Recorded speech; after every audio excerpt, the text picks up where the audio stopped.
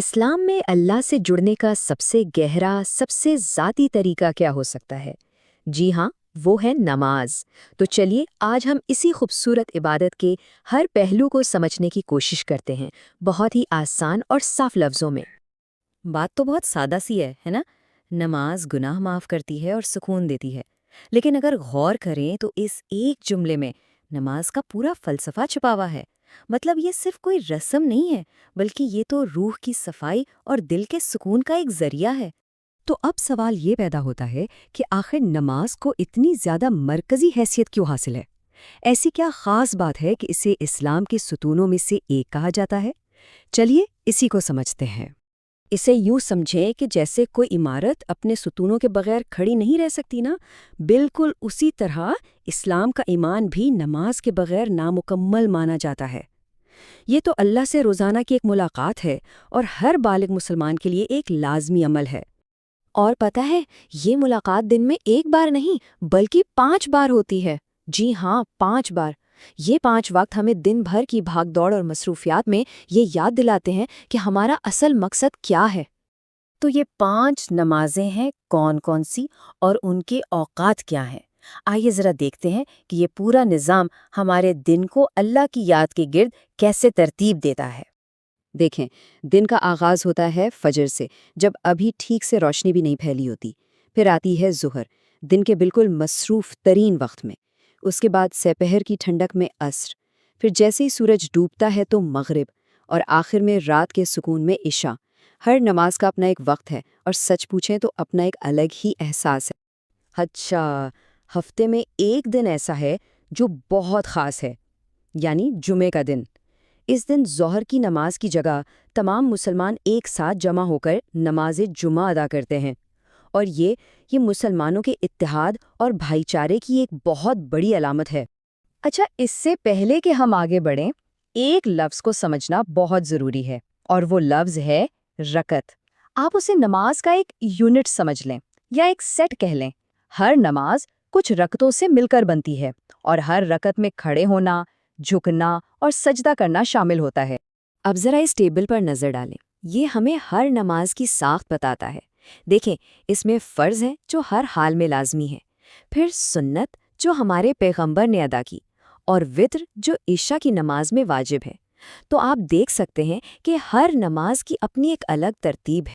ठीक है, तो अब हमने ये तो जान लिया कि नमाज क्या है और क्यों अहम है, तो अब चलते हैं इसके अमली हिस्से की तरफ, यानी नमाज अदा करने का सही तरीका क्या है, बिल्कुल शुरू से आखिर तक। देखें, नमाज शुरू करने से पहले ना 4 चीज़ों का ख्याल रखना बेहद ज़रूरी है। इसे ऐसे समझें जैसे किसी बहुत ही अहम मुलाकात के लिए तैयारी कर रहे हों।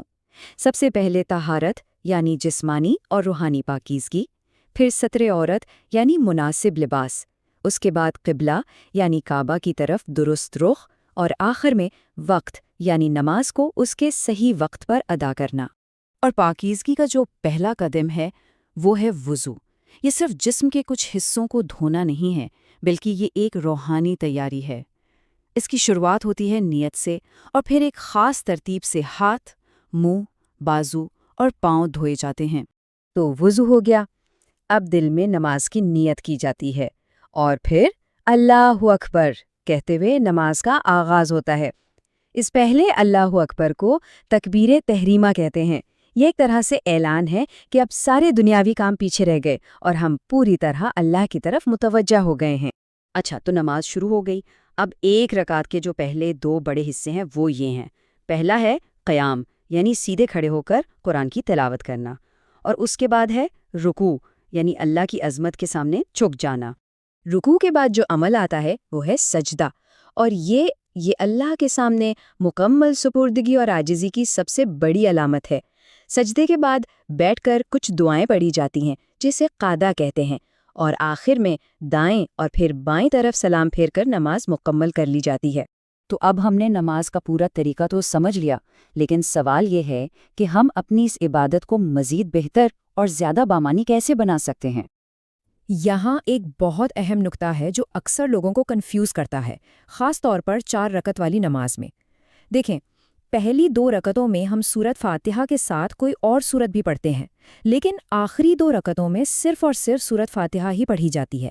یہ ایک چھوٹا سا لیکن اہم فرق ہے جو نماز کی ساخت کا حصہ ہے۔ تو اب ذہن میں یہ سوال آتا ہے کہ وہ کون سی عام غلطیاں ہیں جو نماز کے دوران ہم سے ہو سکتی ہیں اور ان سے بچا کیسے جائے؟ یہ کچھ ایسی چیزیں ہیں جن کا سامنا شاید ہم سب کو ہی کبھی نہ کبھی کرنا پڑتا ہے، جیسے نماز میں بہت جلدی کرنا یا نظر کا ادھر ادھر بھٹک جانا۔ کبھی کبھی تو وضو جیسی بنیادی شرط ہی ذہن سے نکل جاتی ہے۔ لیکن سب سے بڑا چیلنج ہے خشوع، یعنی اپنی پوری توجہ اور دھیان کو قائم رکھنا۔ اور آخر میں سب سے اہم بات، یاد رکھیں نماز کی اصل روح اس کے الفاظ یا صرف حرکات میں نہیں ہے، بلکہ اس کیفیت میں ہے جسے خشوع کہتے ہیں، یعنی پوری توجہ اور دل کا جھکاؤ۔ جب نماز اس طرح دل سے پڑھی جائے تبھی وہ حقیقی سکون ملتا ہے جس کا ذکر ہم نے بالکل شروع میں کیا تھا۔